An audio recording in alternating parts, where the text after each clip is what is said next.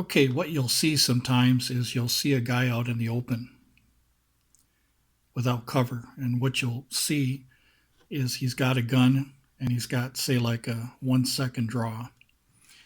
He'll shoot this target 2 times, then he'll transition to this one 2 times, and then this one 2 times. And then what they'll do is they'll look at the timer and somebody will pat him on the back and go, "Woo, that was fast."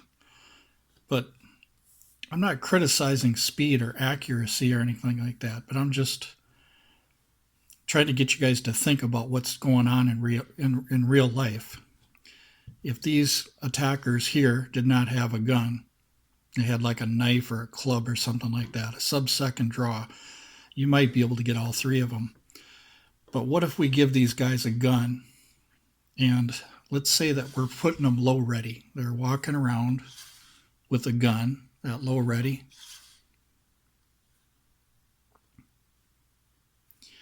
And you have a 1 second draw. And you're going to pop this guy twice right here.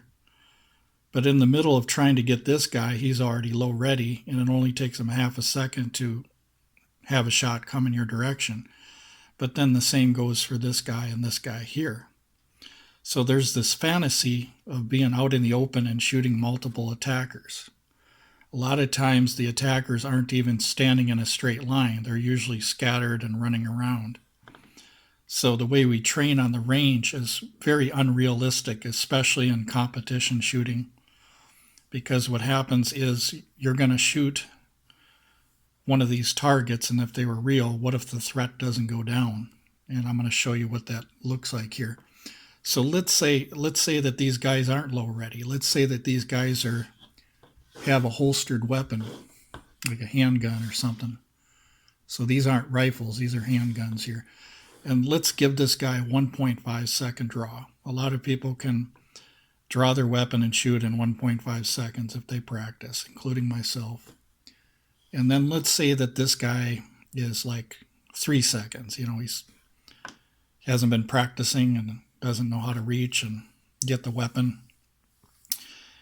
If you have a 1 second draw, you might be able to take out this guy here, but now if you look at it, you got a half a second left. But during that total time, these two guys here could be throwing shots at you. So one of these guys can still knock you out, is what I'm saying. And let's go even further than that. Let's say that you can hit all three guys. Let's say that these three guys, you can hit all three of them, okay? They're unarmed. And you're going to do the same thing. You're going to do a double tap, a double tap, a double tap. Now here's the thing. Yes, you're fast on the range, but center of mass is sometimes overrated, because if you take the human heart and the blood support to the heart, like the arteries, and here you got your spine and the brain and stuff like that, you'll notice even if you look in anatomy, you can look, and I've talked to doctors about this, that it is possible that anywhere outside of 4 inches that the person may not be incapacitated, because sometimes you can hit center of mass and not hit a vital area. I know that sounds strange, but it's true. But even if you do hit a vital area one time, the blood pressure, it will drop, and that's what you want to stop a threat. But the time it takes to drop, somebody could still be shooting at you.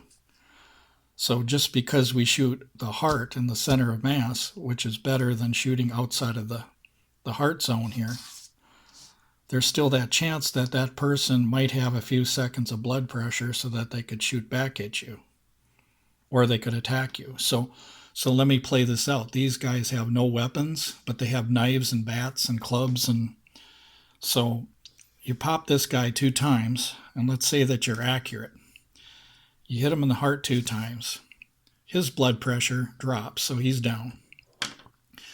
But then because you've been training so fast on the range not to have a high standard of hitting a 4-inch target, because you haven't trained like that, you're going to throw a couple shots here to this guy. And what's going to happen is you might not have your shots where you want them to go. They might be outside that heart zone and the artery support and stuff like that. So you have one shot here, one shot here. Well, now this guy here, his blood pressure isn't dropping. You hit him, but he's not going down. So what you're going to do is because of the stopwatch and stuff like that people use, timers, you're going to automatically think, I'm going to transition to this guy and pop him twice. Well, you haven't finished the job with this guy. So as you're popping this guy twice, this guy, bleeding like crazy, can still get to you. See what I mean? Or even if you hit this guy, same thing. If you don't have good shot placement and you don't drop the blood pressure, and even if you do hit the heart and he still has 20 seconds in him, you have to move. You have to get out of there. And one of the reasons why I talk to people about cover, even with multiple attackers that aren't armed, if they're armed, you should always have cover. If they're unarmed, you should always have cover.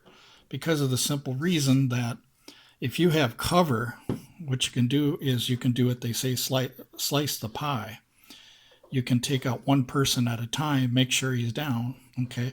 Now, if I go bang, bang a couple times and I know that this guy is still running around, okay, and I have not hit his heart or any vital area, or even if I did, the blood pressure is not falling, this guy could still be moving around trying to shoot me. So I've got to take him out first.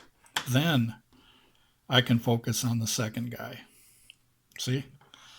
Then I could focus on the third guy. But if you do this like competition shooters, what you're going to do, not all competition shooters do this, but some don't slice the pie. You know, even in their private training that they do by themselves on the range, I've seen it before, where a guy ran out like this and he went 1, 2, 1, 2, 1, 2 like that. But in real life, you do not want to do that.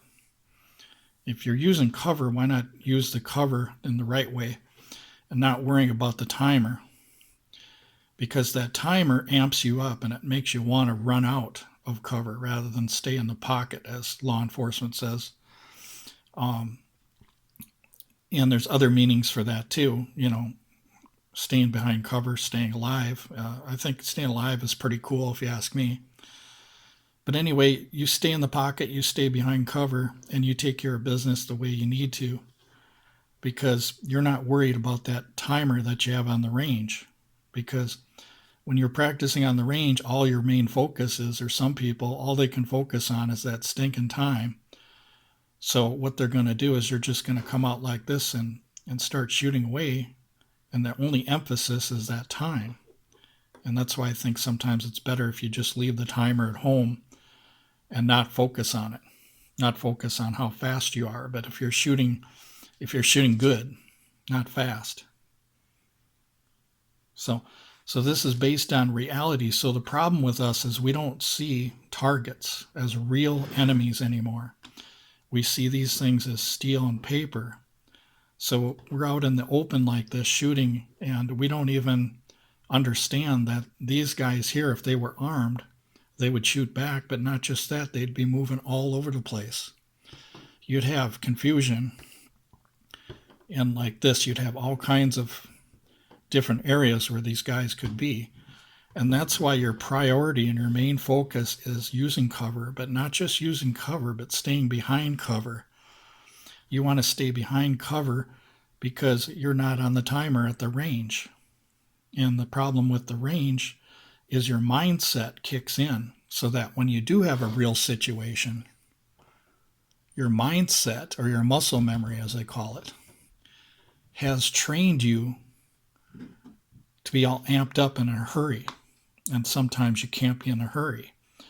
So you're going to go like this, and you're going to go out and you're going to basically put yourself in a voluntary ambush is what you're doing.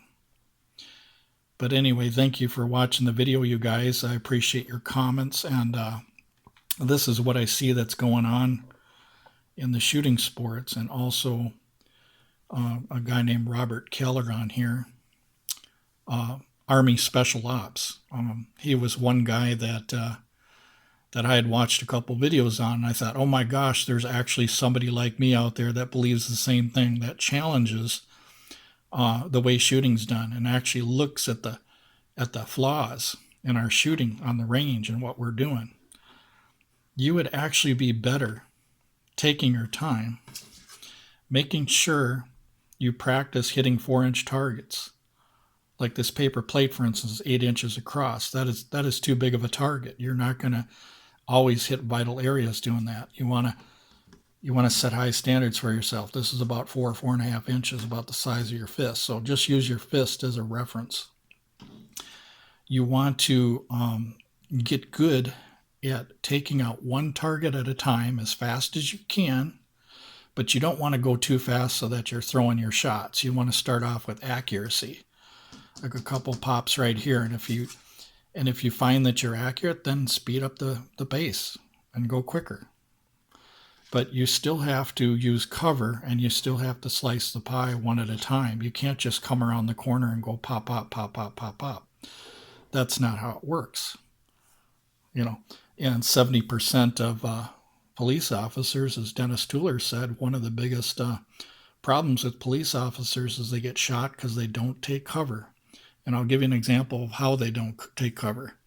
We have a house over here, okay? We got the Smith & Wesson house, okay? And there's a domestic right here. And there's a guy at the front door. And the police are right here. And they're going to go up this guy's driveway. Okay, hold on a second here.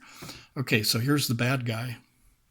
And then the police are going to go up to the driveway. Let's say there's 2 guys on the scene. Now, what happens sometimes with law enforcement is they don't go from cover to cover. What I mean is if there's a tree or a pole or some kind of object that they can hide behind, like a car, what they need to do is they need to go cover to cover to cover.